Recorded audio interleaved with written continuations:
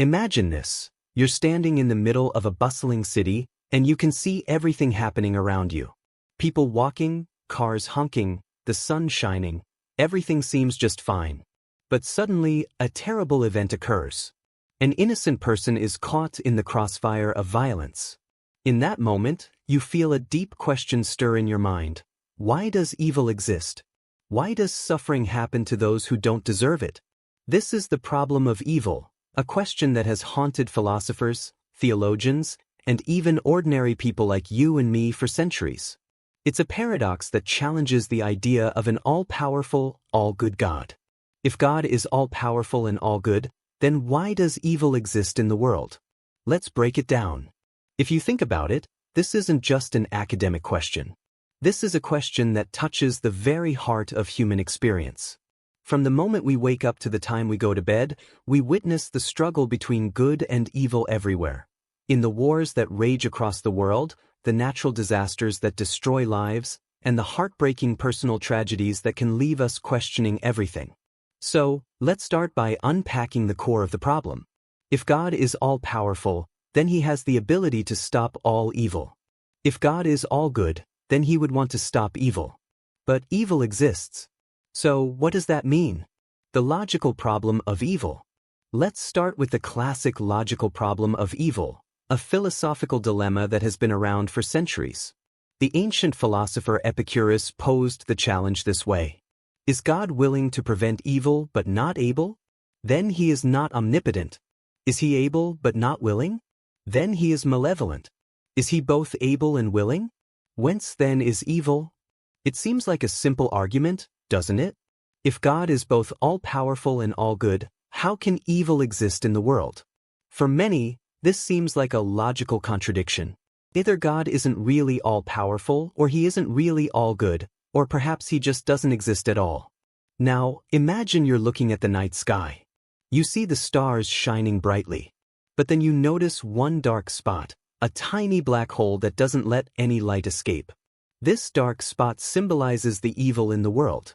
It's a hole in the fabric of God's creation that, on the surface, makes it seem like there's something wrong with the way the world was made. But then, here comes the free will defense. A response that many philosophers, like Alvin Plantinga, have put forward. The free will defense suggests that evil is a result of the gift of free will, something that God gave humanity. Here's the idea. If God were to remove evil from the world, he would have to take away our ability to choose. We wouldn't be free anymore. Without the possibility of choosing evil, our choices for good would mean nothing. Freedom comes with responsibility. If we are free to choose love, kindness, and justice, we must also have the freedom to choose hate, cruelty, and injustice. Think about it like this.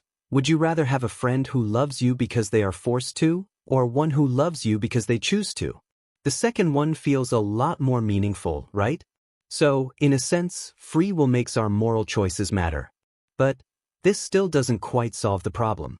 Free will can explain much of the evil that arises from human choices, but what about natural evil, like earthquakes, tsunamis, or diseases? These are things that seem to have no connection to human actions.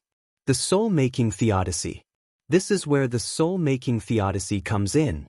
Proposed by John Hick, it argues that suffering, including natural evil, is a necessary part of our moral and spiritual growth.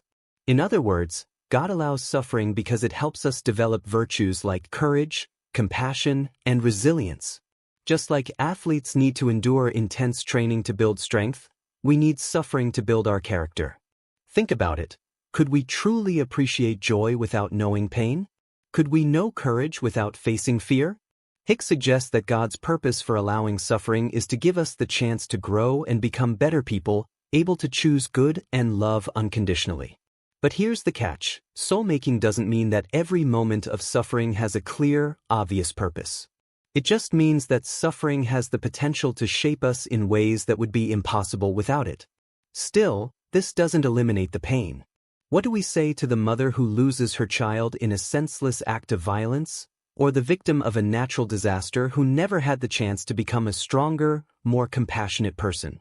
Does their suffering have a purpose? This brings us to the idea of divine hiddenness. If God exists and is all good, Why does he hide himself from us? Why doesn't he intervene more directly? Why does he allow suffering to continue without offering more obvious signs of his presence? Some theologians, like Alvin Plantinga, suggest that God's hiddenness is actually necessary for genuine faith. If God's presence were undeniable, then faith wouldn't mean anything. Faith requires a choice, the ability to believe in God, even when we can't see him directly. If God were obvious at all times, would we really have free will? Would we be able to choose to believe, or would it just be a matter of knowing facts? It's a tough pill to swallow. Why doesn't God just make himself known? Why leave us in the dark? The problem of gratuitous evil. Now, here's where things get even more complicated. What about gratuitous evil? Evil that seems pointless, unnecessary, and without reason. We're talking about the evil that doesn't seem to lead to any moral growth or bring about any good. It's just pure suffering, for no apparent reason. Take the example of an innocent child suffering from a terminal illness. Does this kind of suffering serve any greater purpose? If the child never had the chance to grow up and experience life, how does it fit into the bigger picture? Can we really believe that there's some hidden reason behind it all? This is the challenge. It's one thing to argue that suffering helps us develop as people, but what about when suffering doesn't seem to do that? What about suffering that appears meaningless? Philosophers like William Rowe have pointed out that this kind of evil creates a huge gap in the theistic worldview. If we believe that God is all good and all-powerful, how do we explain the suffering of innocent beings in situations where no greater good seems to come from it? Confronting the darkness. Now let's shift gears. You've heard the arguments, but you're still left with a deep sense of discomfort. This isn't just about logic. This is about real human suffering. The suffering of people we know, the suffering we ourselves endure.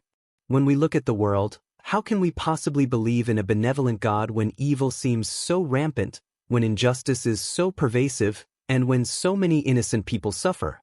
Does God care? Maybe, instead of focusing on trying to solve the problem of evil, we need to ask, how do we respond to it? Do we give up hope? Do we despair? Or do we choose to act, to make the world a better place despite the evil we see? It's not easy. There's no easy answer to the problem of evil. But just like how we find meaning in our personal lives despite hardship, maybe the ultimate answer lies in how we choose to live.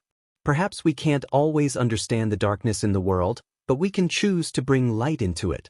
We can choose to show love, to fight for justice, to comfort those who are suffering, and to do good, even when evil seems overwhelming.